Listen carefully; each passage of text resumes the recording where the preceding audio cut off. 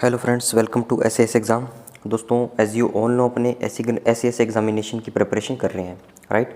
तो दोस्तों, उसी कड़ी के अंदर अपनों ने दो फाइनेंशियल रेगुलेशंस है दोस्तों, उसका चैप्टर नंबर 2 ही स्टार्ट किया है।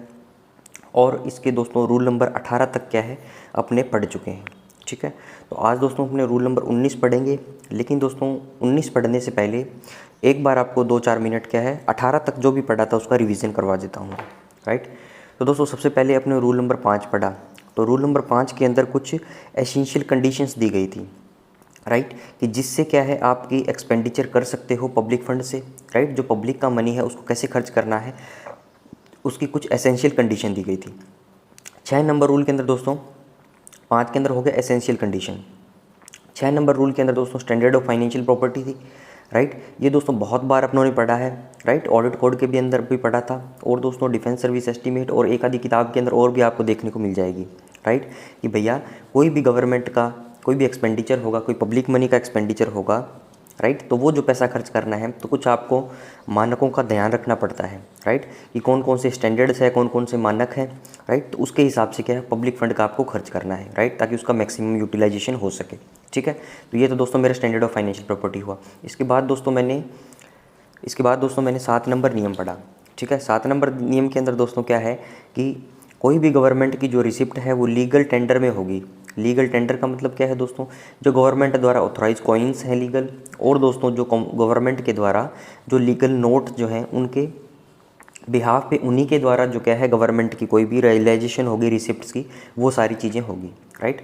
8 नंबर के अंदर फ्रेंड्स अपनों ने पढ़ा कि कोई भी गवर्नमेंट का ड्यू है तो वो आप चेक के द्वारा चुका सकते हो, ठीक है। तो दोस्तों चेक के द्वारा आप क्या है कोई भी गवर्नमेंट का ड्यू चुका सकते हो। और दोस्तों गवर्नमेंट के बिहाफ पे जो भी पेमेंट होती है, राइट, जो भी गवर्नमेंट का ड्यू है तो उसकी पेमेंट जो है हम या तो आरबीआई के अंदर करते हैं, आरबीआई की कोई ब्रांचेस के अंदर करते हैं, एसबीआई की कोई ब्रांचेस के अंदर करते हैं, या हम कोई भी गवर्नमेंट ट्रेजरी के अंदर क्या है ये सारी प्रकार के ट्रांजेक्शन कर सकते हैं, येस और नो।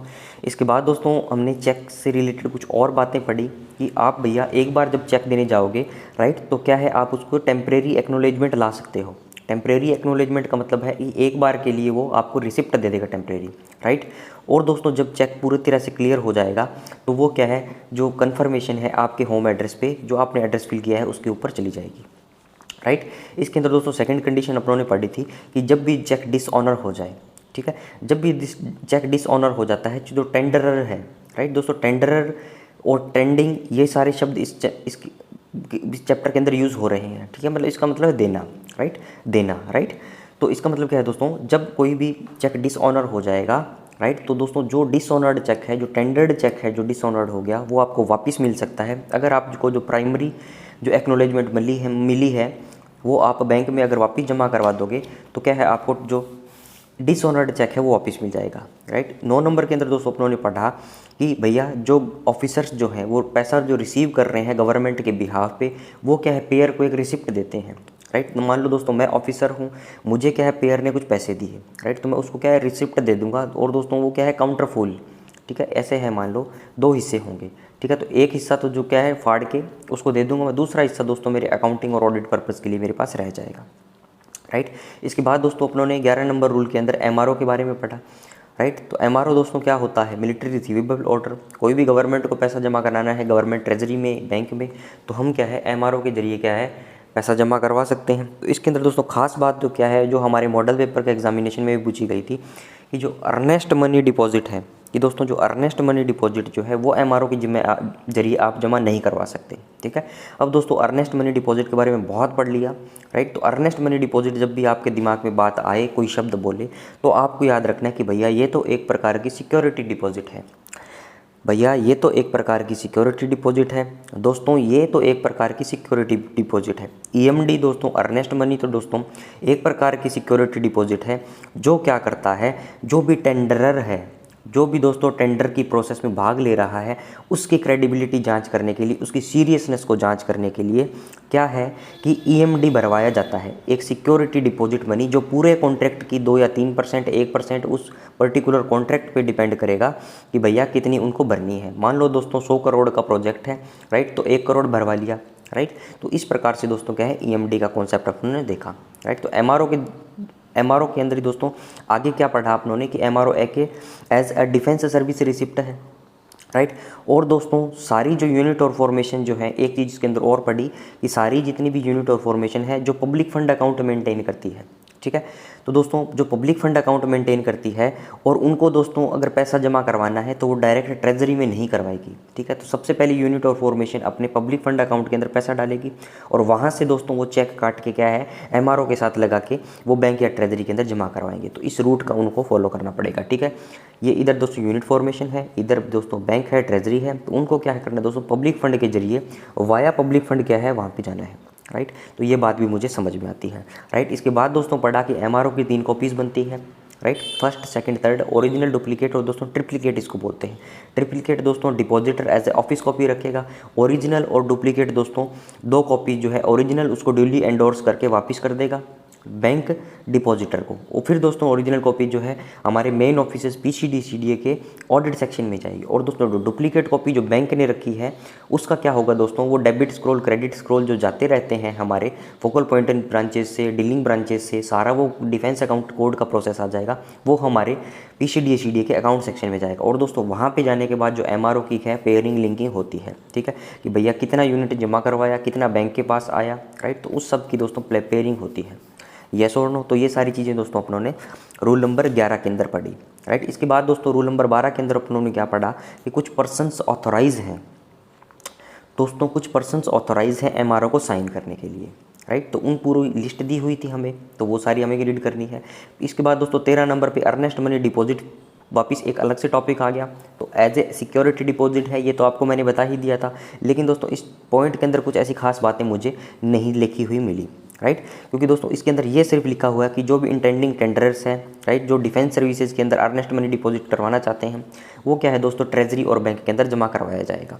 विदाउट डिपॉजिटर क्या है उसकी स्टेट भी लिखेगा, डेजिग्नेशन भी लिखेगा जिस ऑफिसर के फेवर में वो क्या है उस अर्नेस्ट मनी डिपॉजिट को जमा करवा रहा है, राइट। इसके बाद दोस्तों 14 नंबर रूल के अपनों ने अंदर क्या पढ़ा कि prompt crediting of government due into A treasury और अ बैंक। मतलब कि गवर्नमेंट का जो भी ड्यू है वो क्या है ट्रेजरी और बैंक के अंदर दोस्तों बिना किसी अनड्यू डिले के उसको सबमिट करना ही है, राइट। इसके बाद दोस्तों रूल नंबर 15 अपनों ने पढ़ा।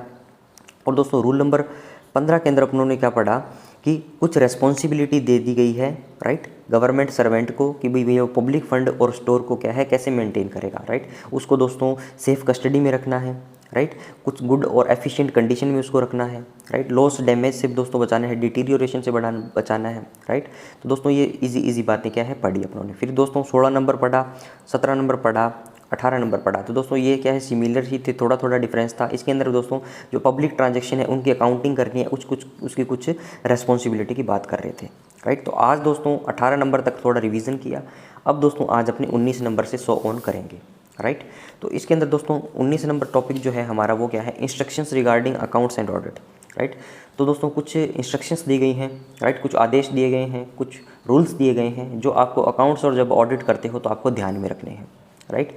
आगे के लिए दोस्तों इंटरनल चेक अगेंस्ट, इसका सब पार्ट क्या है internal check against irregularity, waste and fraud. अगर दोस्तों ये चेक होते हैं, ये चीज़ें होती है, राइट, तो इसके अंदर अपने कैसे चेक करेंगे इसको इंटरनल चेक, राइट। तो 19 नंबर में देखिए दोस्तों in the discharge of ultimate responsibility of every controlling officer.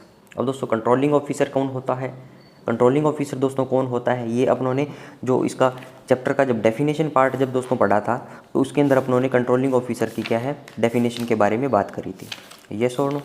तो दोस्तों उसके अंदर अपनों ने क्या पढ़ा था कि कंट्रोलिंग ऑफिसर वो होता है जो कोई भी एक्सपेंडिचर की क्या है प्रोग्रेस को ट्रेस करता है कि भाई कितना एक्सपेंडिचर हुआ, 5 लाख अटॉट हुआ तो 1 लाख खर्च हो गया, 4 बचा, 1 खर्च हो गया, 3 बचा, 1 खर्च हो गया, 2 बचा, ठीक है। तो मतलब कंट्रोलिंग ऑफिसर कुल मिला के क्या एक्सपेंडिचर पे कंट्रोल करता है। कोई भी अप्रोप्रिएशन के अंदर कोई फंड अलॉट हो गया तो एक्सपेंडिचर की प्रोग्रेस को क्या है वो ट्रेस करेगा, राइट। उसको क्या रिस्पॉन्सिबिलिटी दे दी गई है कि एक्सपेंडिचर की प्रोग्रेस को कंट्रोल करे, एक्सपेंडिचर की प्रोग्रेस को क्या है दोस्तों वो कंट्रोल करेगा, इसलिए उसका नाम क्या रख दिया मैंने controlling officer, yes or no. इसके अंदर क्या दिया गया दोस्तों in the discharge of ultimate responsibility of every controlling officer for the administration of an appropriation or part of appropriation placed at disposal, ठीक है।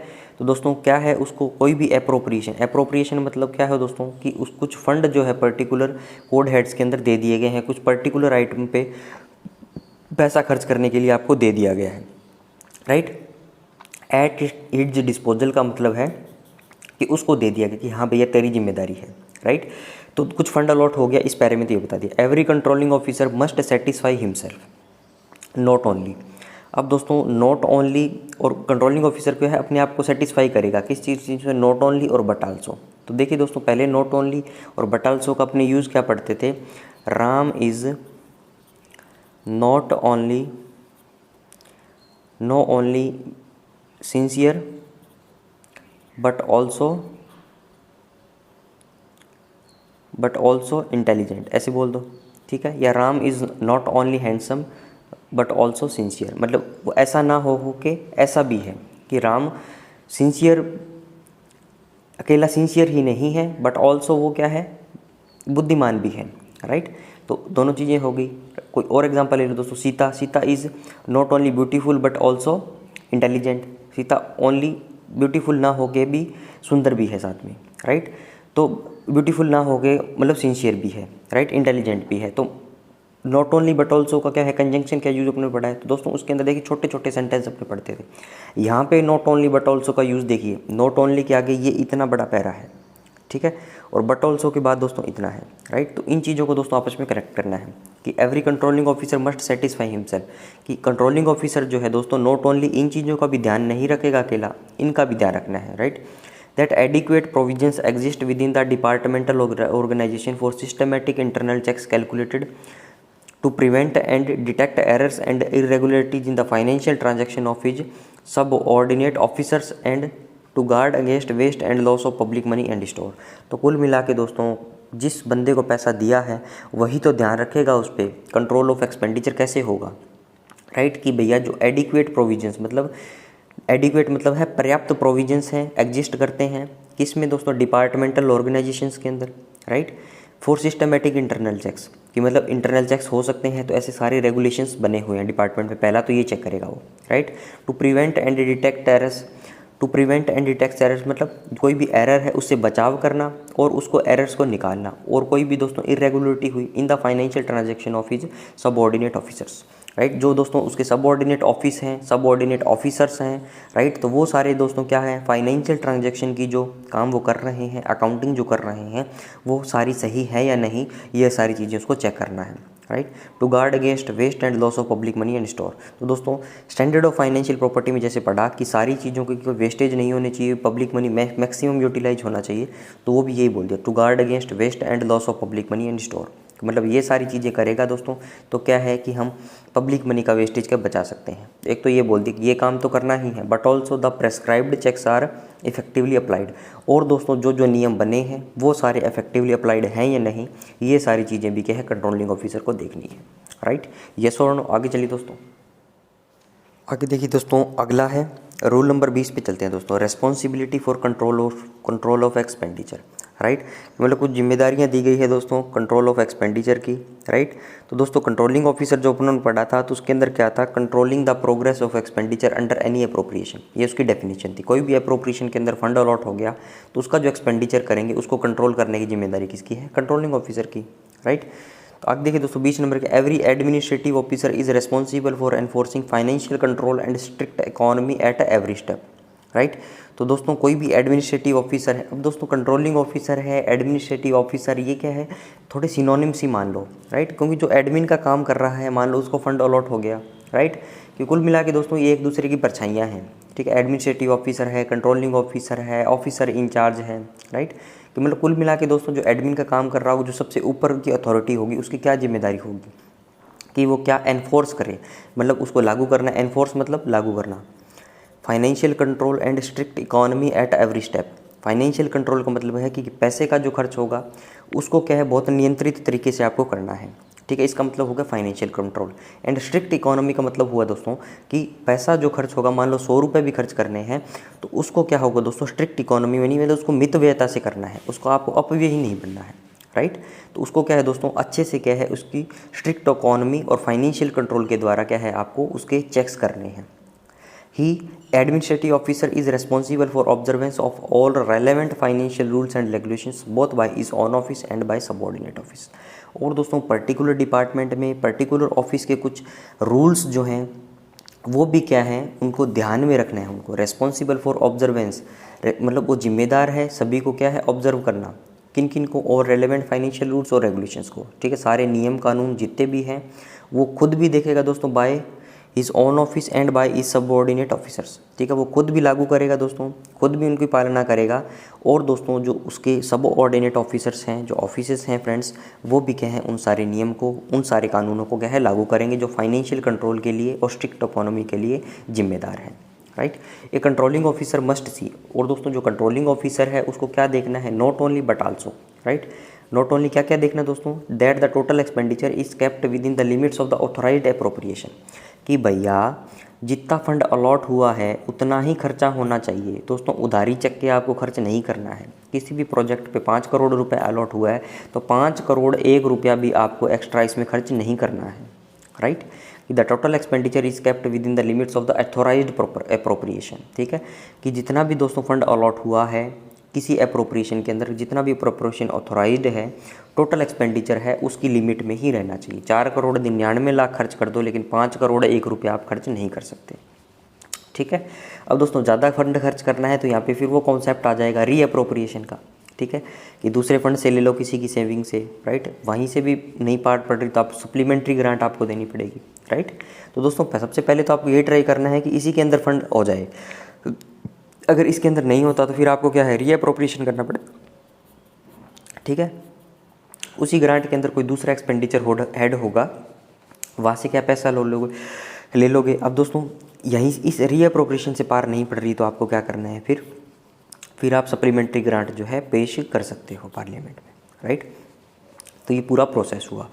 तो मतलब टोटल एक्सपेंडिचर लिमिट में रहे, बट ऑल्सो इसके साथ साथ दोस्तों आपको क्या करना है, that the funds allotted to spending units are expended in the public interest and upon objects for which the money was provided. और दोस्तों जिस काम के लिए पैसा प्रोवाइड हुआ है, जिस काम के लिए पैसा प्रोवाइड हुआ है, वो कोई भी यूनिट या फॉर्मेशन जो है एग्जैक्टली दोस्तों उसी फंड को उसी काम के लिए खर्च कर रही है। और दोस्तों जितना भी पैसा खर्च कर रही है, एक्सपेंडेड मतलब खर्च करना, वो सारा पब्लिक इंटरेस्ट के अंदर है, ठीक है। दोस्तों मुझे कोई भी सामान परचेज करना है तो उसको क्या है, मैं बेस्ट से बेस्ट क्वालिटी लूँगा लेकिन सस्ते से सस्ते दाम पे, और जिससे दोस्तों पब्लिक इंटरेस्ट जो है वो अपरमोस्ट रहे, ये मेरे माइंड में होना चाहिए, ठीक है। तो ये चीज़ें दोस्तों नॉट ओनली बट ऑल्सो की मुझे समझ में आई, right. In order to maintain a proper control he should arrange to kept informed. अब दोस्तों in order to maintain a proper control, अगर उसको प्रॉपर कंट्रोल मेंटेन करना है, राइट, तो ही मतलब जो एडमिनिस्ट्रेटिव ऑफिसर है, कंट्रोलिंग ऑफिसर है, he should arrange to be kept informed. तो उसको दोस्तों क्या है, अपने आप को इन्फॉर्मेशन रखनी है, जानकारी रखनी है, इन्फॉर्म्ड रहना है अपने आप को, नॉट ओनली बट आल्सो, फिर आ गया not only of what has actually been spent from an appropriation, कि भैया कि सारा जितना भी फंड जो अलॉट हुआ था, जो अप्रोप्रिएट हुआ था, उसमें से कितना एक्चुअली में स्पेंड हो गया, ठीक है। तो ऑब्वियस ही बात है दोस्तों, जनरल बात है, अगर मुझे किसी चीज़ की जानकारी रखनी है, मुझे किसी चीज़ पे कंट्रोल करना है, ठीक है, मुझे मान लो किसी भी मैं टीचर हूँ, मुझे स्टूडेंट्स को कंट्रोल करना है, ठीक है। तो मेरी क्लास में मान लो 50 बच्चे हैं, ठीक है। तो क्या होगा कि मुझे अगर उस पर प्रॉपर कंट्रोल चाहिए मुझे मेरी पूरी क्लास पे, तो मुझे हर एक बच्चे के बारे में थोड़ी थोड़ी जानकारी होनी चाहिए। इसी प्रकार से दोस्तों कंट्रोलिंग ऑफिसर जो है, अगर उसको देखना है कि वो पूरा कंट्रोल करना चाहता है, मेंटेन करना चाहता है प्रॉपर कंट्रोल, तो कितना एक्चुअल में फंड स्पेंड हुआ है अप्रोप्रिएशन सा, उसकी जानकारी होनी चाहिए। और दोस्तों what commitments and liabilities have been and will be incurred against, और दोस्तों क्या क्या कमिटमेंट्स बाकी हैं, ठीक है। 5 लाख का फंड था, 2 लाख दोस्तों खर्च हो गया, ठीक है, इतना एक्चुअली स्पेंड हो गया। अब 3 लाख बचा है, तो 3 लाख के अंदर दोस्तों क्या क्या कमिटमेंट्स हैं, क्या क्या काम और करने हैं, क्या क्या लाइबिलिटीज़ है, लाइबिलिटी मतलब जो क्या जिम्मेदारियां हैं काम करने की, ठीक है। तो इन दोनों चीज़ों का क्या है, इस 3 लाख में इसको क्या है, इस 3 लाख के अंदर दोस्तों ये दोनों काम भी करने हैं, राइट। तो समझ में आया दोस्तों बातें कुछ, राइट। दोस्तों थ्योरेटिकल बातें हैं लेकिन थोड़ा सा हम प्रैक्टिकल एस्पेक्ट से लेके जिनको चलेंगे तो हम बेटर क्या है हमारी समझ इसके अंदर क्रिएट कर सकते हैं, राइट। आगे चलिए दोस्तों 21 नंबर पे। नेक्स्ट देखिए दोस्तों 21 नंबर से पहले 2-4 लाइनें और दी गई है। He must be in a position to assume before government and public accounts committee. और दोस्तों क्या है, ही मतलब क्या है, जो कंट्रोलिंग ऑफिसर है वो क्या है, ऐसी पोजीशन में होना चाहिए, राइट, कि भैया ऐसी पोजीशन में होने चाहिए to assume before government and public accounts committee, कि भैया अगर उससे कोई चीज़ पूछ ले, मान लो दोस्तों मुझे 5 करोड़ रुपए दिए हैं, मैं कंट्रोलिंग ऑफिसर हूँ, तो मेरे पास इतना हिसाब किताब होना चाहिए कि ताकि मैं मेरी पूरी जो जवाबदेही है वो गवर्नमेंट को देश को, अगर मुझे गवर्नमेंट को चीज़ पूछ ली, या दोस्तों पब्लिक अकाउंट्स कमेटी, राइट, क्योंकि दोस्तों जो पूरे साल का जो एनुअल फाइनेंस अकाउंट जो है, बजट जो है, तो उसका जो लेखा जोखा है दोस्तों वो पार्लियामेंट में टेबल होता है, फिर दोस्तों पब्लिक अकाउंट्स कमेटी क्या है उसकी स्क्रूटनी करती है, राइट। बहुत सारी दोस्तों पार्लियामेंट्रीज कमेटी रहती है, उसमें से पब्लिक अकाउंट कमेटी जो है PAC जिसको मैं बोलता हूँ वो वन ऑफ देम है, राइट। इफ़ नेसेसरी, अगर ज़रूरत है तो complete responsibility for departmental expenditure and to explain and or to justify any instance of excess or financial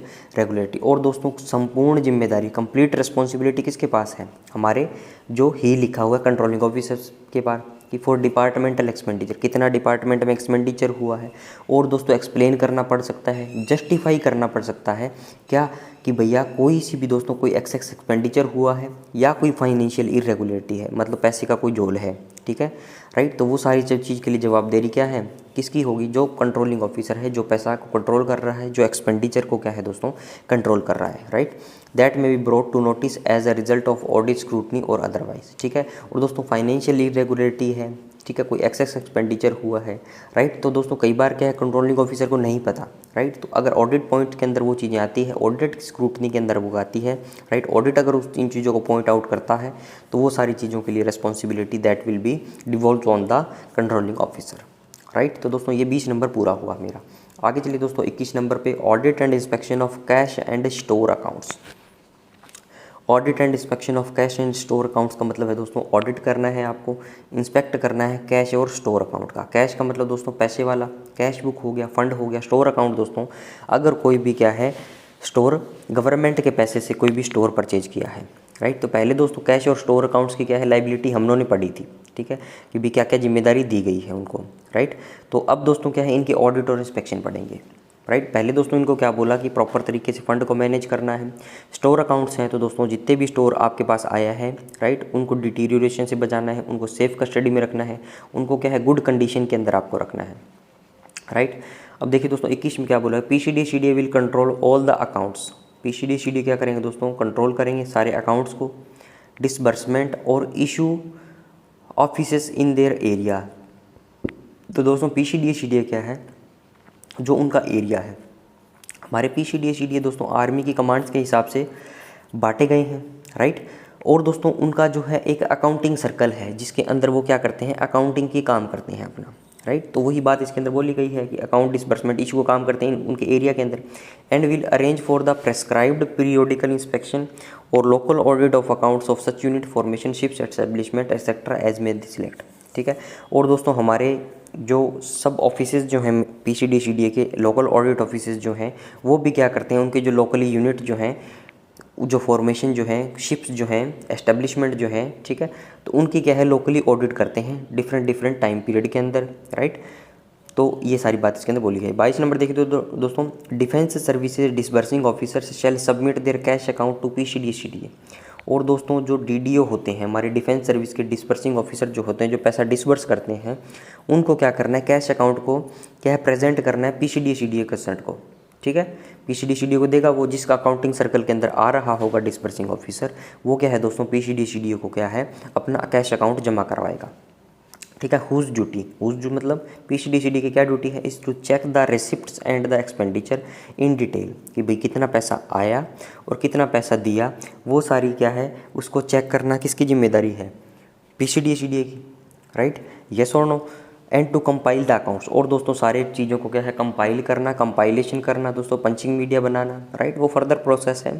तो इस पैरा के अंदर यही बोला गया है कि DDO की क्या जिम्मेदारी है, डिसबर्सिंग ऑफिसर की क्या जिम्मेदारी है कि अपने अकाउंट्स जो है कैश अकाउंट्स जो है वो समय समय पे भी क्या है सबमिट करना PCDCDA को। और PCDCDA दोस्तों इसमें क्या करेंगे, उनको क्या करना है दोस्तों, उनकी जितनी भी रिसिप्ट हुई है, जितना भी एक्सपेंडिचर हुआ है उसको डिटेल में चेक करना, और दोस्तों अकाउंट्स को क्या है कंपाइल करना, right. The estimates and regulations are the basis of their audit. दोस्तों जो भी एस्टिमेट है, रेगुलेशंस है, वो क्या है ऑडिट के बेसिक्स हैं, ठीक है। एस्टिमेट मतलब दोस्तों कितना पैसा आया कितना पैसा गया, ये सारी कैलकुलेशन जो हुई, right. They are required to check effectively all outstanding balances of money due to government. और दोस्तों जितना भी गवर्नमेंट को पैसा देना है, जितना भी गवर्नमेंट का पैसा बाकी है, राइट, जितना गवर्नमेंट की लाइबिलिटी है, और दोस्तों गवर्नमेंट को पैसा रिसिप्ट्स हैं, सारी चीज़ों की दोस्तों क्या है, उनको चेक करना है। Effectively all outstanding balances of money due to government, right. तो ये सारी चीज़ें जो है 22 नंबर में बोली गई। और दोस्तों 21 नंबर पढ़ लिया। अब चलते हैं अपने नेक्स्ट। आगे देखिए दोस्तों 23 नंबर पे, store accounts of units, formations, ships, establishments including units of the territorial army and MES. दोस्तों आर्मी यूनिट हुई, फॉर्मेशन हुआ, शिप्स हुआ, ठीक है, जहाज हुए, कोई भी और एस्टेब्लिशमेंट हुआ जिनके जिम्मेदारी दोस्तों डिफेंस अकाउंट्स डिपार्टमेंट को दी हुई है, including units of the territorial army, ठीक है, जो सपोर्टिव आर्मी होती है, और दोस्तों MES, right, shall be audited locally, monthly, quarterly and half yearly by the local audit officers of the DAD according to their programme. तो दोस्तों अलग अलग क्या है, इनका टाइम पीरियड है। किसी की ऑडिट हम मंथली करते हैं, किसी की क्वार्टरली करते हैं, किसी की दोस्तों हाफ ईयरली करते हैं, राइट। मैं आर्मी यूनिट्स का दोस्तों आपको बताऊं तो आर्मी यूनिट्स की ऑडिट जो है हम दोस्तों 6 मंथ में करते हैं, मतलब हाफ ईयरली करते हैं, साल में 2 बार, right. Railway warrant, credit notes, sheet rolls and service books shall also in general be checked at the time of monthly, quarterly, half yearly local audit of store accounts, right. दोस्तों जो भी store का accounts हैं, service books जो है, railway warrant जो है, credit notes जो हैं, जो भी कोई यूनिट के अंदर कोई भी पब्लिक गवर्नमेंट का जो पैसा खर्च हो रहा है उससे रिलेटेड जो कोई गवर्नमेंट सामान सप्लाई कर रही है, स्टोर सप्लाई कर रही है, तो उन सब की ऑडिट भी क्या है दोस्तों हम डिफरेंट टाइम पे करते रहते हैं, ठीक है। तो इजी बात है 23 के अंदर। आगे चलिए दोस्तों 24 में, local audit officers shall also inspect as notified in their programmes the accounts of public fund maintain by the units. तो एकदम इजी बात है दोस्तों। अब देखिए दोस्तों ये पूरा टॉपिक था वो ऑडिट एंड इंस्पेक्शन का था, ठीक है। पहले क्या बताया कि यूनिट्स के पब्लिक फंड अकाउंट मेंटेन करती है, ठीक है। एमआरओ के अंदर दोस्तों पढ़ा कि पब्लिक फंड अकाउंट है तो पैसा जो है डायरेक्ट ट्रेजरी में जमा नहीं करवाना, पब्लिक फंड अकाउंट में जमा करवाना है। तो दोस्तों पब्लिक फंड अकाउंट को क्लियर कर लीजिए दोस्तों कॉन्सेप्ट एक प्रकार से, मतलब आज जो दोस्तों पढ़ लिया तो पब्लिक फंड आगे आपको मतलब दिक्कत नहीं करे, राइट। मेरी दोस्तों एसबीआई के अंदर अकाउंट है, सैलरी अकाउंट, ठीक है। तो मेरा ये अकाउंट हो गया, ठीक है, ये मेरा पर्सनल अकाउंट है क्योंकि इसके अंदर कोई सरकारी पैसा तो नहीं आ रहा, राइट।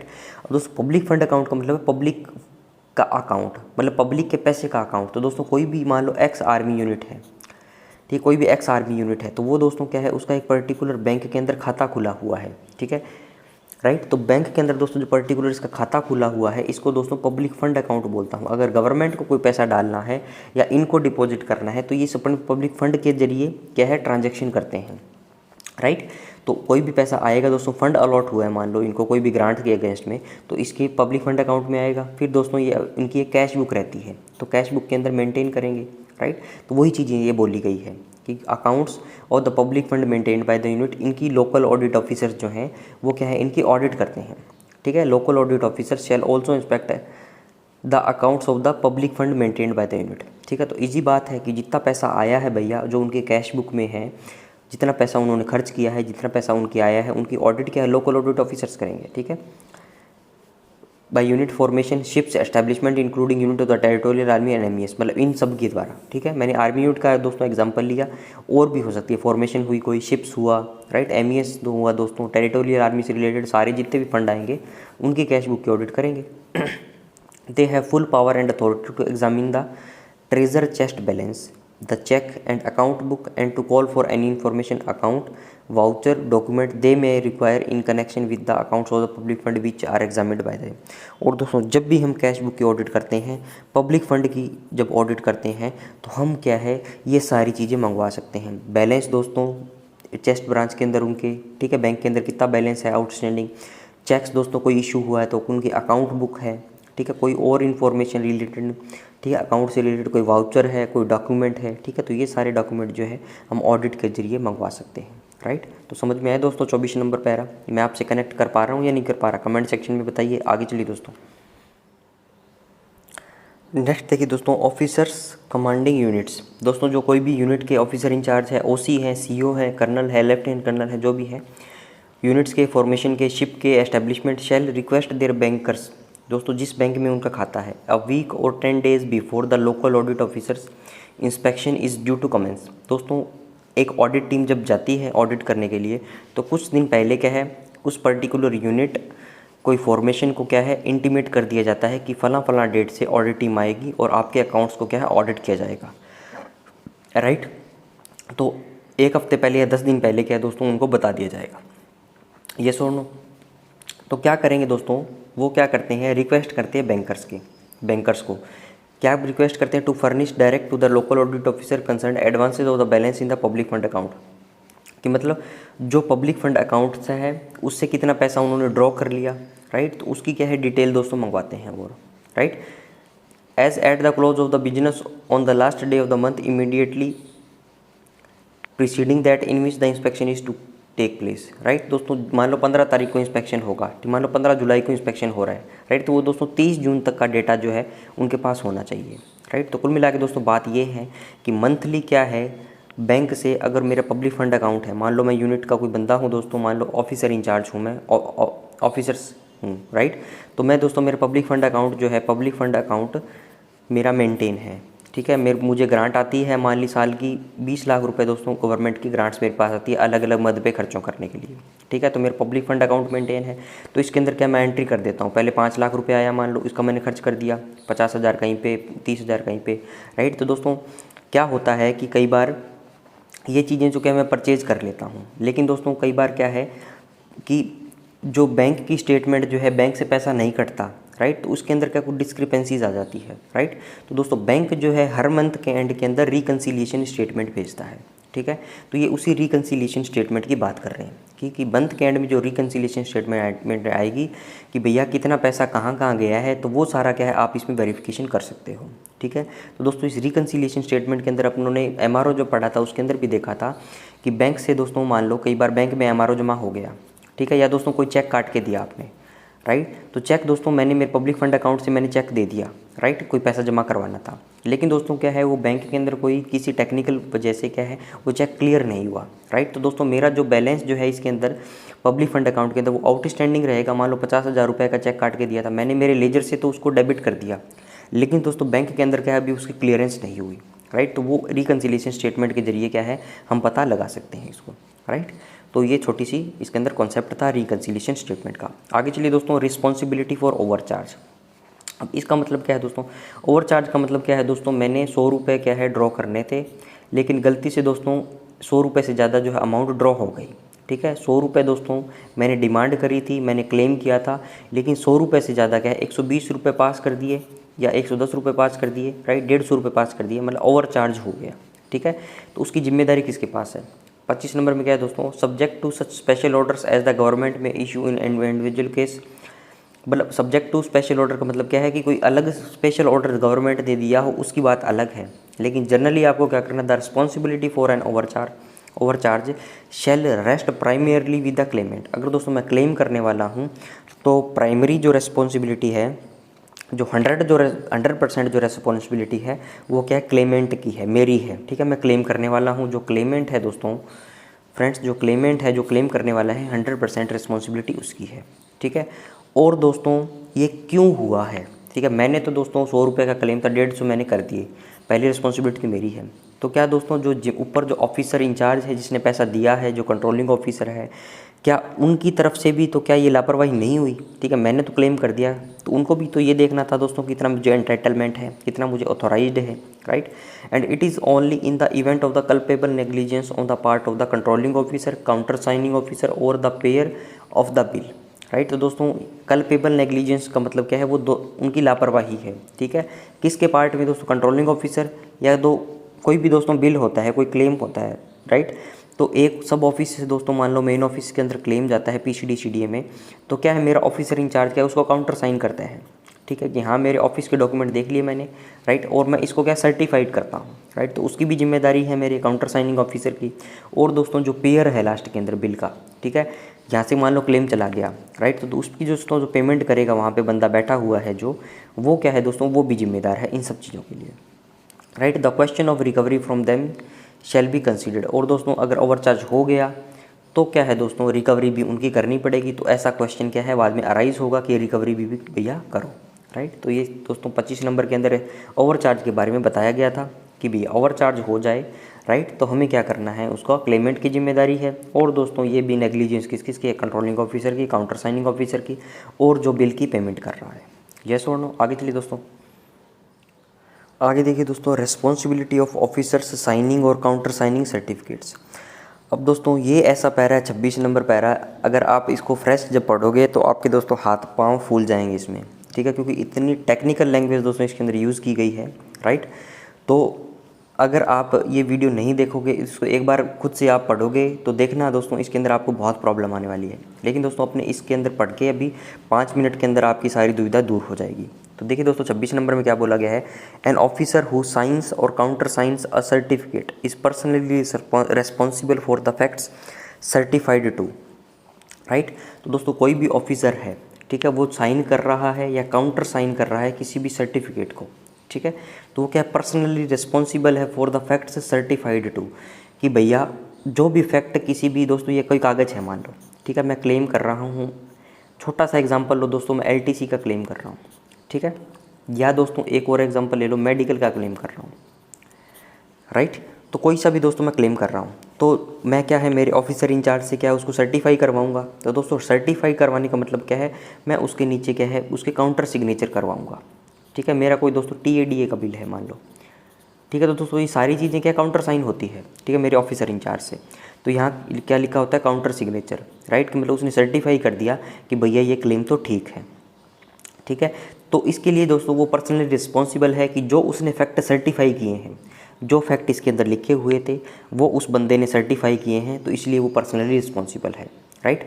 सो फार एज, जहाँ तक it is his duty to know or the extent to which he may reasonably be expected to aware of them.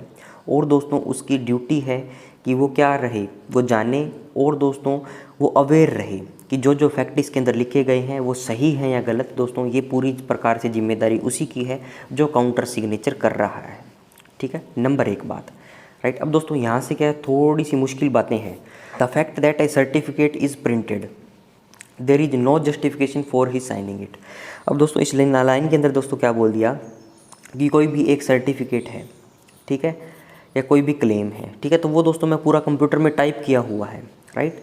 तो there is no justification for he signing it. तो दोस्तों इसके sign करने का कोई इसमें औचित्य नहीं है जब तक, अब एक कंडीशन लगा दी अनलेस की, ठीक है, कोई भी दोस्तों सर्टिफिकेट है वो ऑलरेडी प्रिंटेड है तो उस पर दोस्तों साइन करने का कोई औचित्य नहीं है, ठीक है। कब तक नहीं है दोस्तों, unless it certificate represent the fact of the case. अगर दोस्तों वो सर्टिफिकेट जो है, जो केस का जो भी सर्टिफिकेट है दोस्तों, जो उस पर फैक्ट है, अगर वो अच्छे से नहीं रिप्रेजेंट हो रहे हैं तो काउंटर सिग्नेचर करके भी क्या उखाड़ दोगे आप, ठीक है। तो काउंटर सिग्नेचर दोस्तों उसी पे करने हैं अगर कोई भी सर्टिफिकेट पूरे फैक्ट को क्या है, उसको फैक्ट जो है उसके अंदर मेंशन है और दोस्तों वो पूरा फैक्ट जो है रिप्रेजेंट कर रहा है, राइट।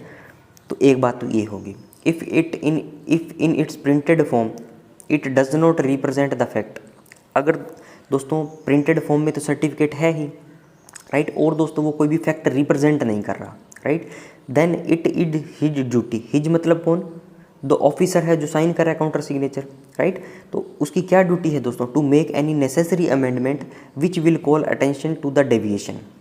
और दोस्तों क्या करता है वो, अगर तो उसकी जिम्मेदारी है, राइट। पहला तो हो गया कि भी काउंटर सिग्नेचर कर रहा है, अगर उस सर्टिफिकेट पे क्या है, सर्टिफिकेट के ऊपर फैक्ट नहीं है तो उसका नो जस्टिफिकेशन, मतलब कोई औचित्य नहीं है उसके काउंटर सिग्नेचर करने का। एक बात तो ये। नंबर 2 बात, अगर दोस्तों वो प्रिंटेड फॉर्म के अंदर है, राइट, और दोस्तों वो क्या है कि फैक्ट को रिप्रेजेंट नहीं कर रहा, राइट। तो फैक्ट को रिप्रेजेंट जब नहीं कर रहा तो वो क्या है, काउंटर सिग्नेचर जो कर रहा है ऑफिसर, उसकी ड्यूटी है कि वो नेसेसरी अमेंडमेंट करे उसके अंदर, राइट। और दोस्तों नेसेसरी अमेंडमेंट होने जाने के बाद दोस्तों मान लो कोई सर्टिफिकेट था उसके अंदर मैंने अमेंडमेंट कर दी, काट छांट कर दी, right, which will call attention to the deviation. तो दोस्तों वो क्या है, अटेंशन पाएगा किसकी दोस्तों, मैंने इसमें अमेंडमेंट कर दी मान ली, ठीक है, तो वो किसकी अटेंशन पाएगा वो, so to give the authority concern the opportunity of deciding whether amendments cover the requirements.